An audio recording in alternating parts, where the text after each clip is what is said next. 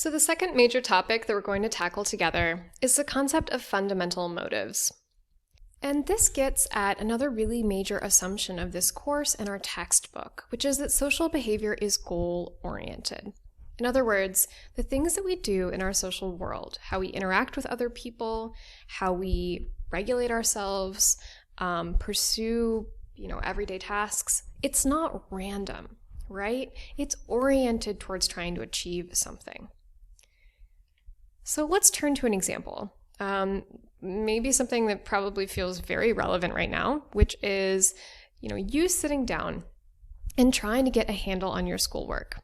Maybe it's writing in a planner all the dates of the assignments you have for the semester, forming a study group, or just getting started on that first textbook reading. So, of course, it's really evident that this behavior is goal-oriented, right? It's not random. It's not something you stumble into. You're doing it for an underlying purpose. But the claim that our textbook authors are making is even a little bit deeper than that. So let's say I actually ask you about some of the academic tasks you're already doing, like reading the first chapter of your textbooks, and I ask you why you're doing that. Probably the first thing you'd say is that one of your goals for the semester is to get decent grades, right? I'm guessing that's a goal that almost everyone has. And that's absolutely, represents that behavior being goal-oriented. But to look at this like a social psychologist, you might want to dig even a little bit deeper. So each of these individual kind of micro behaviors oriented towards your academics, things like attending classes, going to office hours, or studying for exams, are clearly most directly oriented towards the goal of earning high grades. But as a social psychologist, we might also hypothesize that you want to earn high grades for even a deeper and broader purpose than that. Maybe you have the very long-term plan that you want to make yourself kind of well-positioned for certain kinds of jobs. You'd like to apply for law school.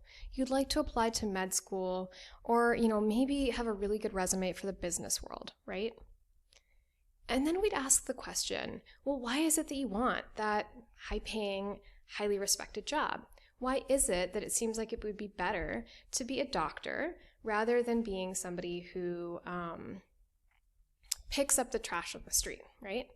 Very important occupation, by the way, but probably not the reason that y'all are going to Dickinson.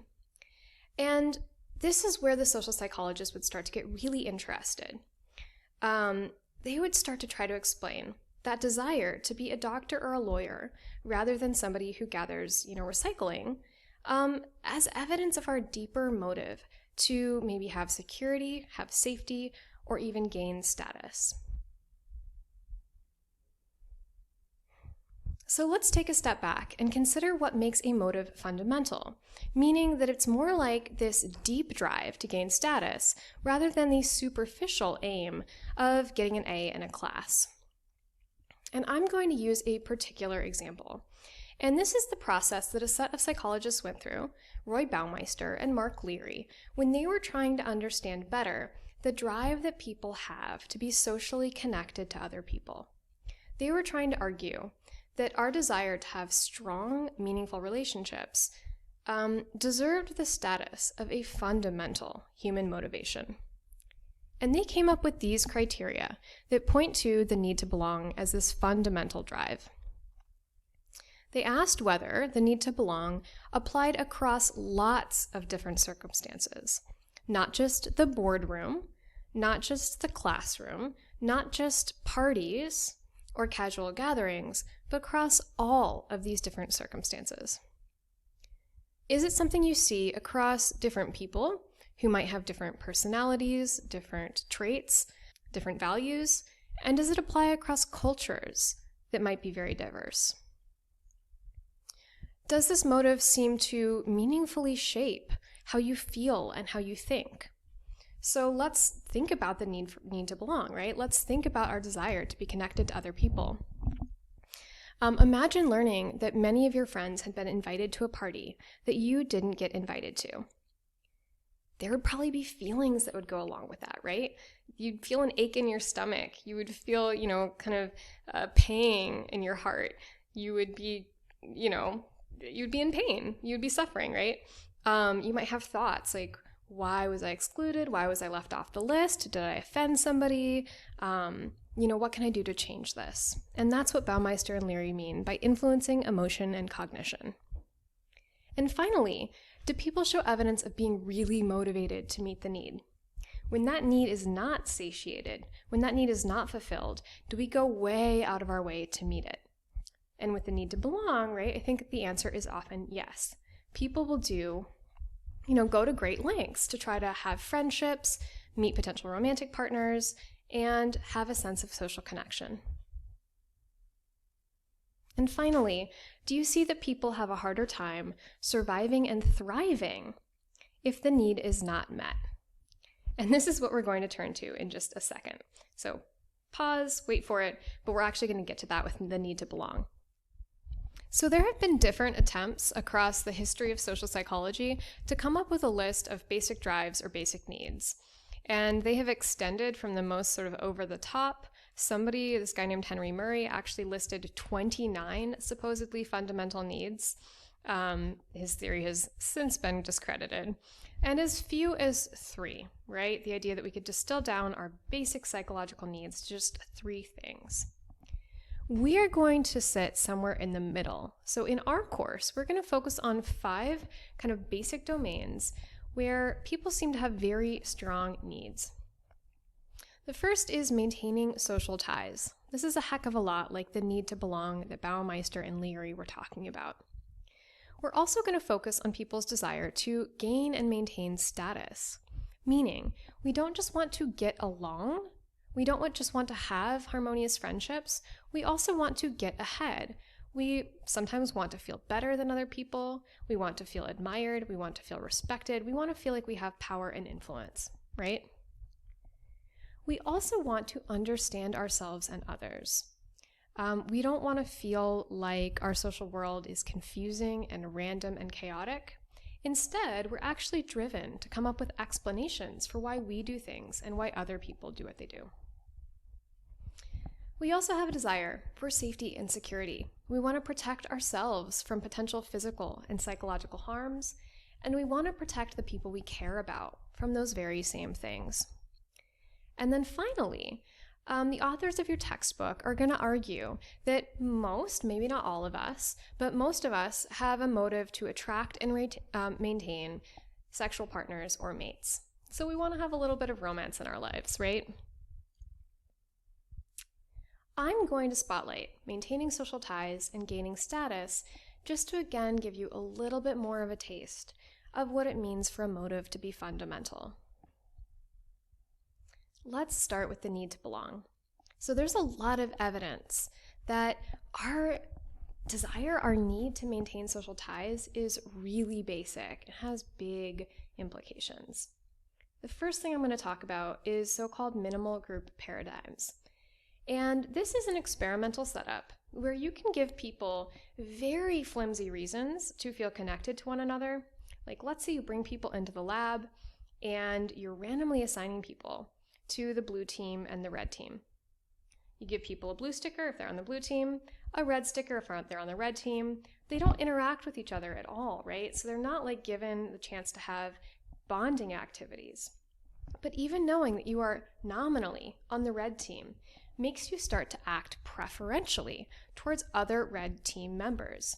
If you had to divvy up money and divide it in terms of who gets what study payment, you give more money to fellow red team members, even after, that new identity has been formed even minutes ago. And Baumeister and Leary really think this points towards our drive to form meaningful groups. Turning to an extremely different example, Baumeister and Leary point out the fact that we tend to really linger on greetings and goodbyes. We have these elaborate rituals sometimes for saying hi to someone you haven't seen in a while and parting for someone when you have to say goodbye. And so there seems to be something really deep, really symbolic about the coming together and the, kind of splitting apart. And it speaks to the importance of those relationships. There's also evidence that when people have stronger, more meaningful social connections, their basic life satisfaction is a lot higher. And in fact, on the negative side, when people are lonely, that's one of the biggest risk factors you have for people experiencing clinical depression and even suicide. And I promised to talk a little bit about some concrete evidence in terms of surviving and thriving. And here you go. These are some results from a meta analysis that looked at the effect of social relationships on health. And so, what these people did is pretty clever. This group of researchers actually looked at a bunch of studies that had connected other health behaviors, things like smoking, excessive drinking, exercise, or even the level of air pollution in your environment, and how strongly that tended to be connected to your risk of dying in middle age. So, for instance, if you are a smoker versus someone who never smokes, you have about a 1.7 times risk of dying early. Then they benchmarked this against the compilation, really aggregating the data across dozens of studies that looked at the connection between social relationships and health to come up with a really precise estimate of the relationship between social connection and risk of death. And here it is, benchmarked against all those other health behaviors. You see that social relationships are one of the strongest, right? So, not quite as influential as whether you smoke, but actually more influential than whether you are an excessive drinker or, a gym rat versus a couch potato. So, we're now going to pivot to talking about the drive for status and evidence that this is a really important social motivator. So, I'm going to talk again about a couple of kind of high points, a couple of select pieces of evidence that speak to how basic this drive is. And one of those is the basic attentional and perceptual effects that status have. So, there's some interesting findings that show that people are more likely to follow the gaze of high status individuals in a group. I think we kind of all know that if somebody suddenly whips their head around and looks at something, there's a pretty strong instinct to also turn your head and look at that thing. But people are even much more likely to do this if the person who is changing where they're looking is someone who has a lot of social power in a group. You also see that people, again, are motivated to change their behavior to seek status. One instance of this is something called basking in reflected glory. So people tend to psychologically distance themselves from people and groups that fail. Like if you're a college student and your college sports team is on a losing streak, you will indicate that you're less of a fan, less invested in that team compared to if they're doing really well. We draw close to people who are succeeding and kind of on the upswing. And you also see people sometimes going way out of their way to try to signal status through things like conspicuous consumption. Sometimes people even, rack up massive credit card debt or put themselves in other dangerous, maybe unhealthy situations in order to show off their appearance of wealth. And it turns out you even see evidence of how status might affect our ability to survive and thrive. I'm going to snapshot results from a set of studies called the Whitehall Studies that were conducted in the UK. And they're called the Whitehall Studies because Whitehall was actually the building where British civil servants did a lot of their business. So the first Whitehall study was in the mid-century, 1960s to 1970s, and they tracked 17,500 male British civil servants. This study was replicated in the Whitehall II studies, where they looked at over 10,000 female and male civil servants. This was a couple decades later. And they were asking a couple key questions. So they wanted to look at how the prestige of your particular role in the British civil service was correlated with your likelihood of dying. Now, I want to note a couple things.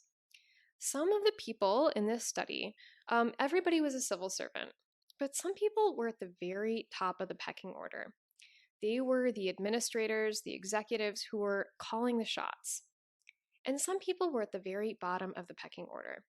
They were taking orders. They were doing menial tasks, things like sorting mail in the mailroom.